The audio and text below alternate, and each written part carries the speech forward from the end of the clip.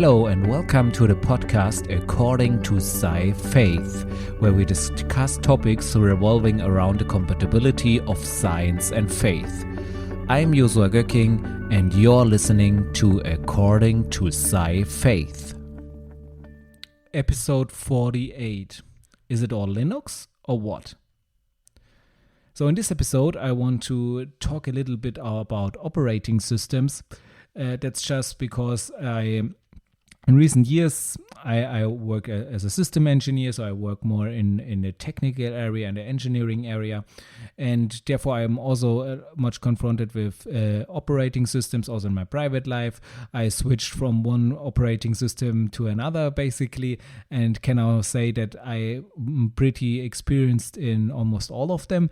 That's why I can talk a little bit about that, and I think there are interesting ideas behind it, and there's today I want to talk about an interesting concept in the offer where we can also learn a lot about faith, or we can basically see it as a parable to faith, because as I have also mentioned, because I mentioned also before about this pseudo command and the power that is in the name of Jesus. So there I had also this parable of this technical concept and how this is done in operating systems, and how we can see this as a parable to the power that is in the name of Jesus. So this I found really interesting, and today I want to do a similar thing. It's not exactly the same, it's a little bit different, but I think it's a showing way to see how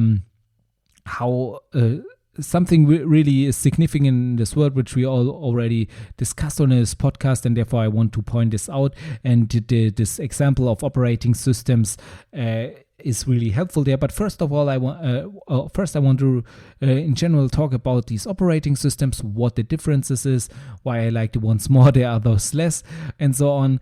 And also, I think it gives some insight. So if you tend to read my new book, which currently is only in German, then this would also be delivering some insights, because in this book it's also about operating systems, it's about open source and these topics. So if you want to learn more about this, then this episode might be the right one for you.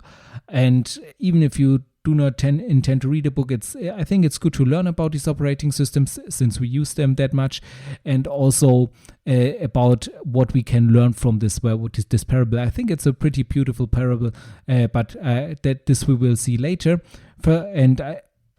Because why I also dive so deep into this is also because I might in the future do several episodes that go more into this technical direction, where I will more talk about things like operating systems, coding, and so on, depending on whether it fits with the general topic of Sci-Faith, whether it fits into that premise, then this might be the case, and therefore it would be of course nice if there would be also already a groundwork laid in there. So let's just start with this. So there are basically three operating systems. You can mostly all operating systems are in some sense can be related to one of them. So there's of course Windows from Microsoft, which is the most predominant in the desktop space, but we will get to this in a bit. Then there's macOS or iOS from Apple, and of course there is Linux, which is open source. So what is the difference between those? So let's first look into Windows. I already mentioned that it is in the desktop space or desktop PCs and so on, that's the most predominant. So it's commercially really successful, and the software and the operating system is proprietary. What this means is that the code, the source code of the system is not open to the public. So you could not look into it. Even if you buy it, you cannot see the code. You cannot read the code, how it is set up and so on. You just have to trust that the engineers knew what they were doing and that they do not mean any harm to you. And then you can install it. And if everything works fine, great. But that's basically what it is. I never really liked Windows, to be honest. It's especially years ago when I started to use a computer, it still was very buggy. Today that's less the case, but today there are still some things, some bugs in there, and also some bugs where you might say, or some bugs who are not corrected because they seem to them or to the people who develop them to be a feature. For example, to this day I cannot understand why when I shut down my PC, to me, if I press shutdown on my PC, that should mean it shuts down no matter what. But this is not the case. There are certain programs that for no reason at all can just stop this shutdown process, and every time you shut it down, you need to just wait for it to tell you whether you really want to shut it down.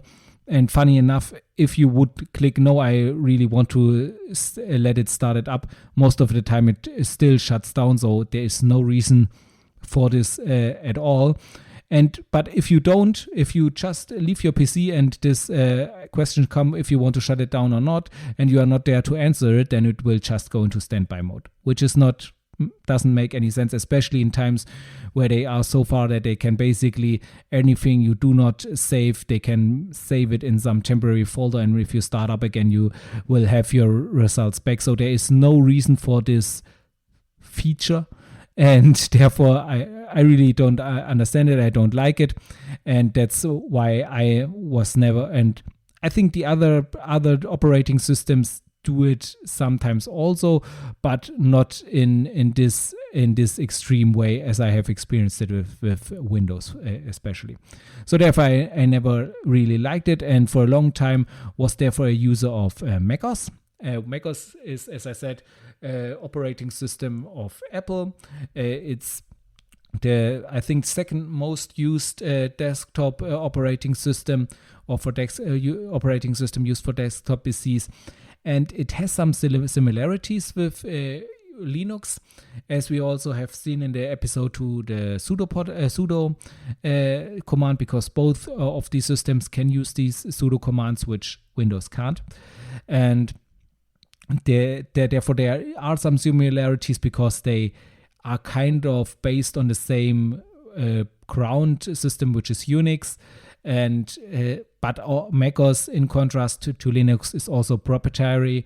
So there are some open source parts of this of macOS, but most of it is proprietary, and therefore similar to Windows, you do not really know or cannot really see the code that is used there. You cannot really see the source code and so on.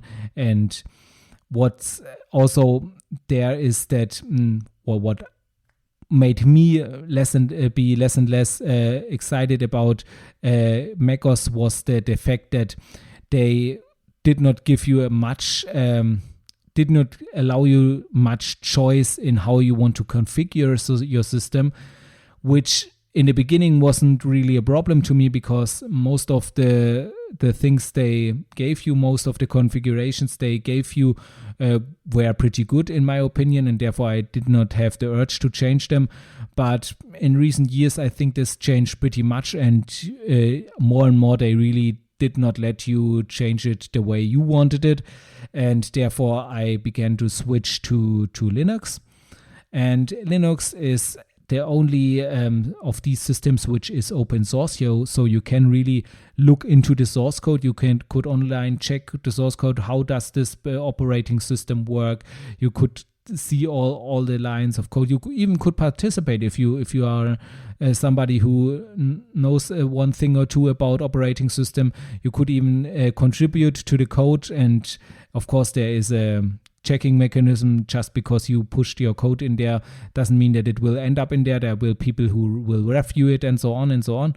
But if you are a good developer, you could in principle even contribute to this code. And this is basically what open source is all about.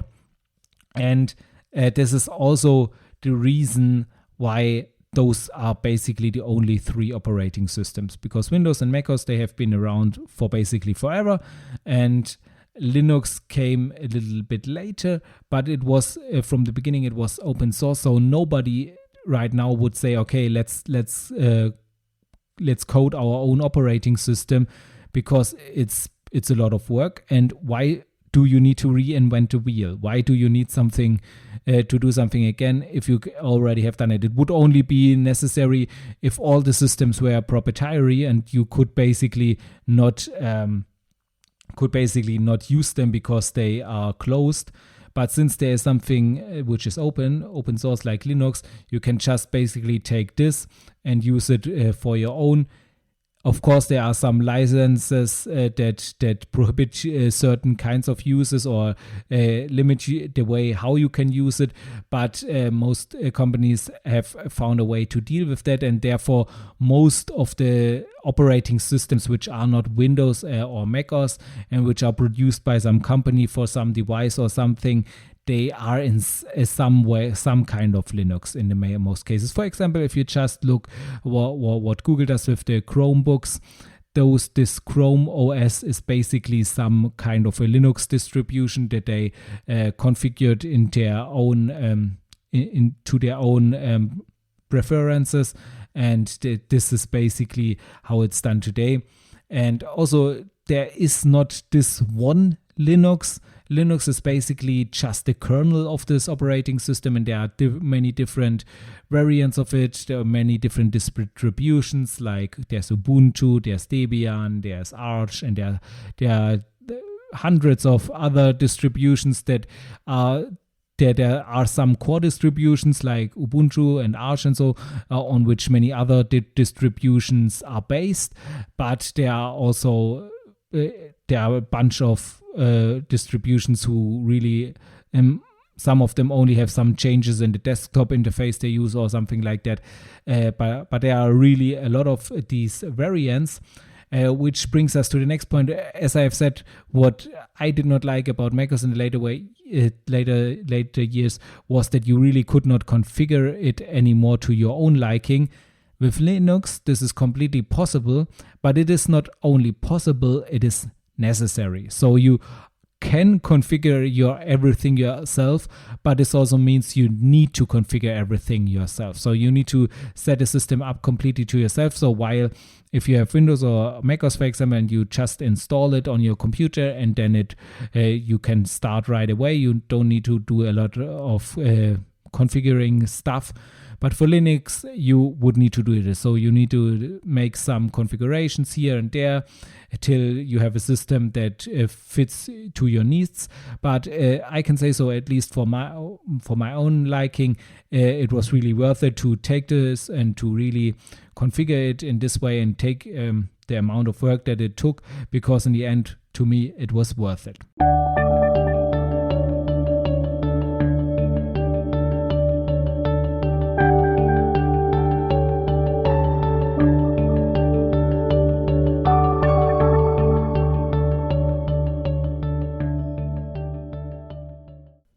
Okay, time for a short break.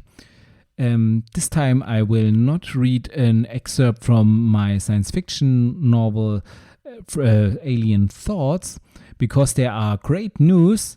For if you are an English listener or only English-speaking listener, then this might not be that big of a news for you. But I wrote a new book. It's a crime novel. It's also about topics like software development, open source, and so on. However, it's right now only in German, and it's also part of some competition where I could hand it into some publisher in Germany, and if it gets really well, then I will I might be able to receive an award or something like that if I'm really lucky.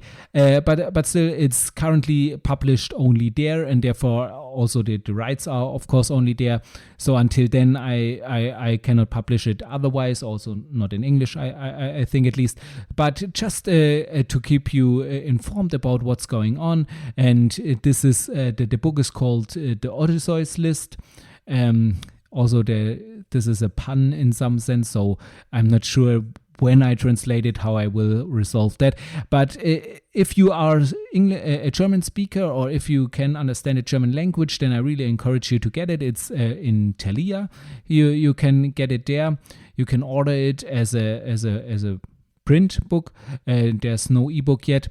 So if you are fluent in German, then I encourage you to read it and to order it and to also write a review, because this is always helpful to me, and of course also for the competition itself.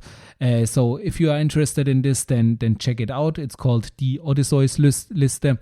And as soon as there is a development in getting this book out in English, you on this podcast will be the first to get to know about this.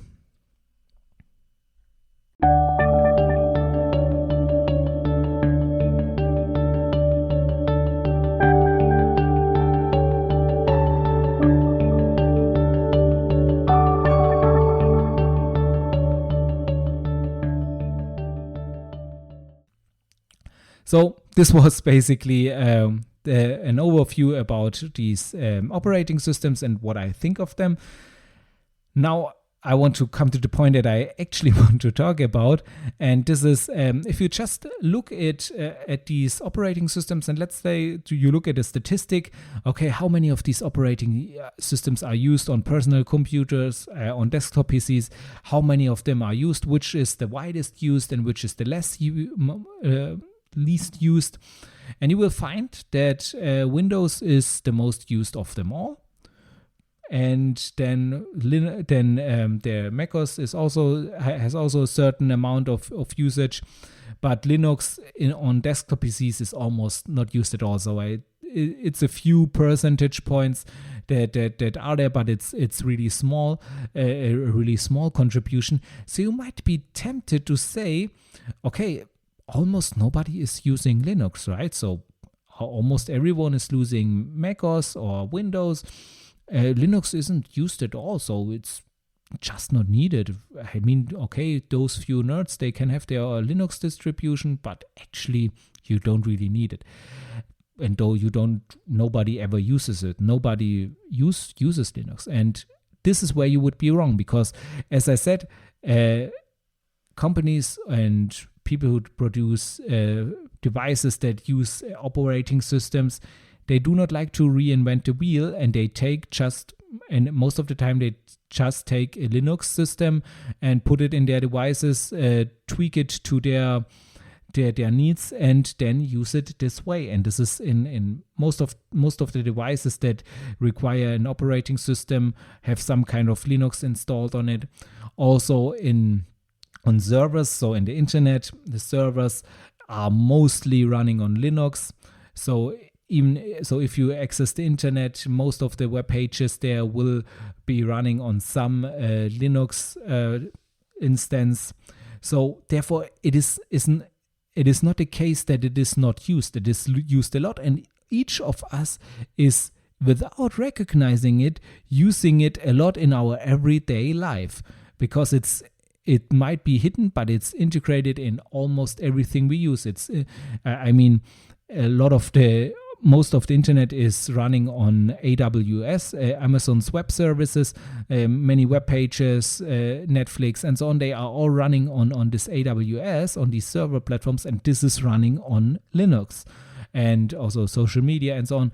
This is most of it, I guess, is all running on Linux. So every time you log into somewhere in the internet, every time you start your smart TV, which is most likely, if it's not an Apple TV, it's most likely also running on some kind of Linux. And even if you have an Android phone, Android is also oriented on Linux. There are some changes, and also in the licensing of these changes that are such that it is not completely open source, but it's still in some sense Linux. So basically everywhere where you do not directly use Windows or macOS, you can be pretty sure that it's most likely Linux which is at work there.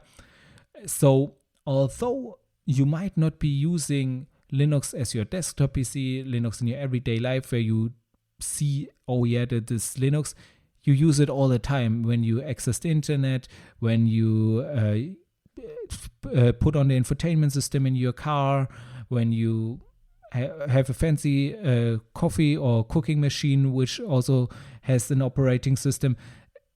In most cases it will be Linux that is running on there. So what I want to say with this is, I think it works the same in the spiritual. I think if we look in the spiritual, as we have mentioned already on this podcast, this book of Tom Holland, Dominion, where he talks, so Tom Holland is an historian, and he talks about the influence Christianity has had on especially the West, and how things that we would consider to be completely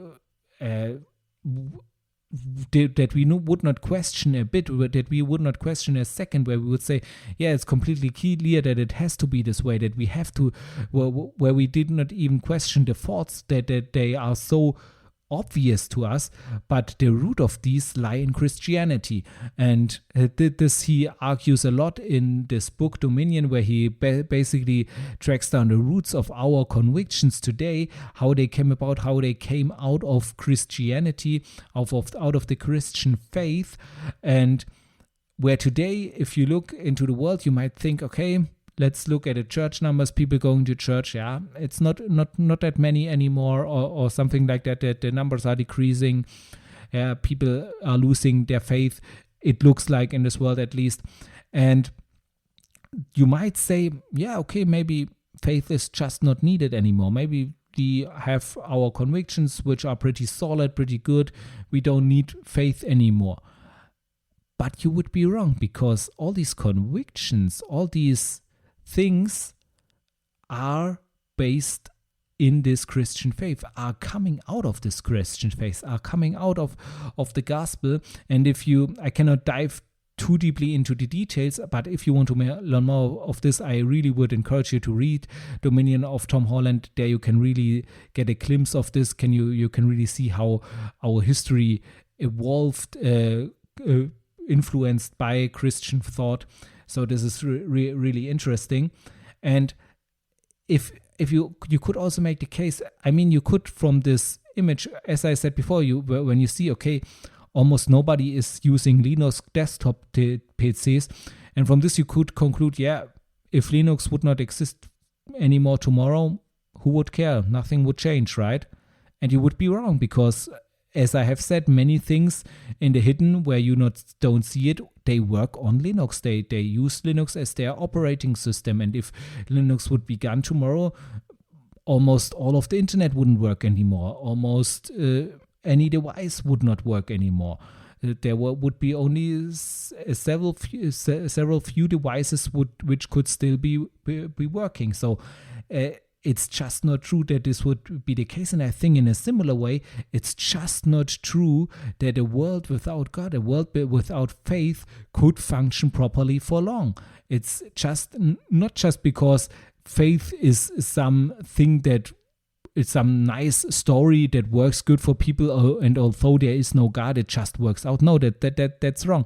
It's because God is real and God exists, and this is shown by the fact that that faith has so many fruit that it brings forth, many good fruit that it brings forth. And as you can see, if you take a fruit from a tree and let it stand there, it will get bad. It will get bad, and because it's removed from its source, it's removed from its root. If you take a flower from the meadow, you can put it in a vase, you can put water into it, and this will prolong its life, but after a certain time, the flowers will get bad. And in the same sense, it's here. If you remove these convictions, all these things, all these principles that we got out of the Christian faith, if you remove the faith which is on the foundation of it, which is at the root of it, if you remove that,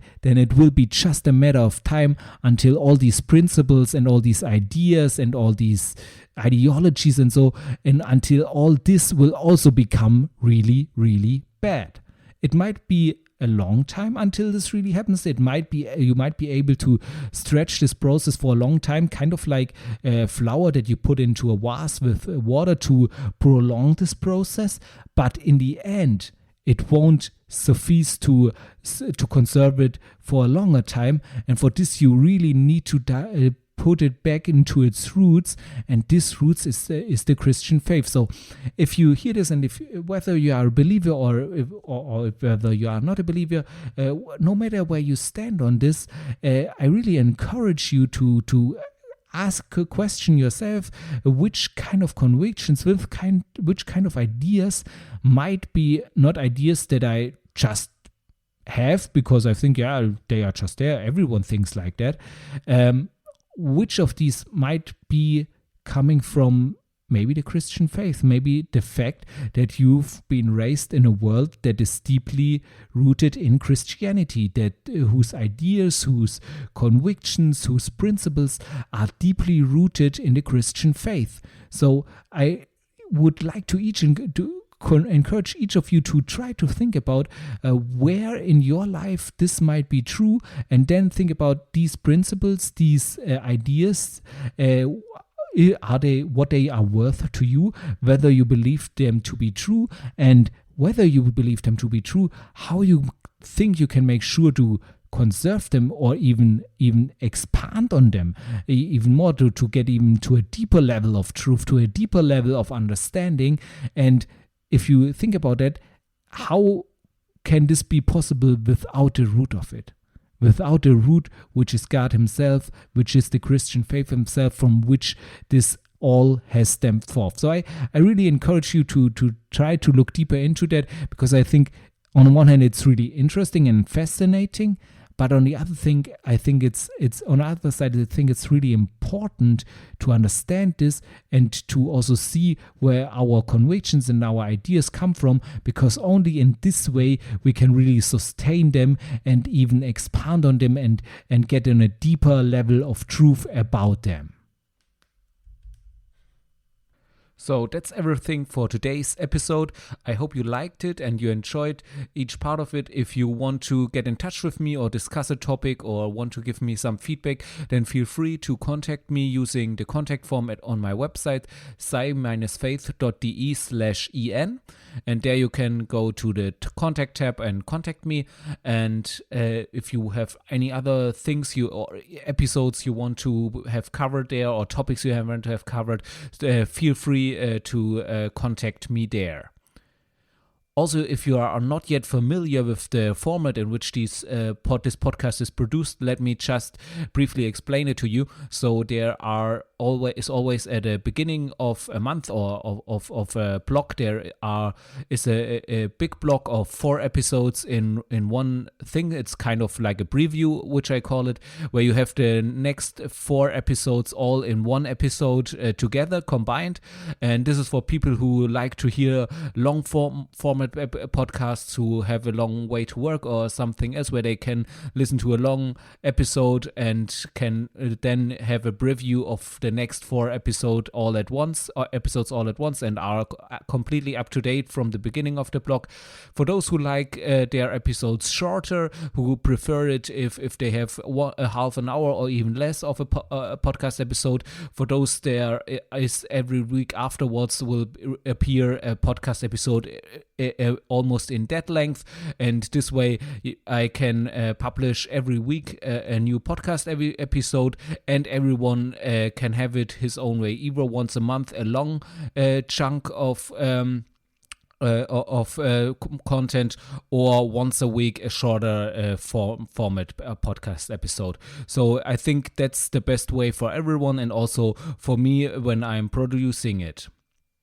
Please also note that this is an independent podcast, which means that it is recorded, produced, and marketed by me. So I really need your support in this. So if you like this podcast, then give it a 5-star rating. And if you have the time, even write a review to it.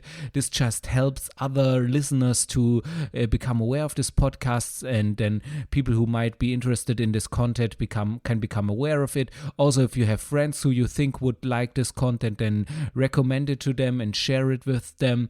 Also, you can support me in other ways, for example by reading my blog and subscribing to my newsletter, or even by reading my books, which you can find on Amazon.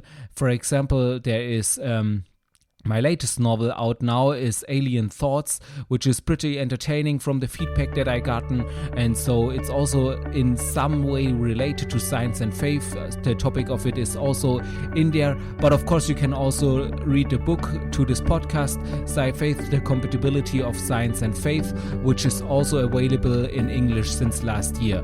Thank you for that, and now I wish you a wonderful day, and I'm looking forward for you to tune in again next time.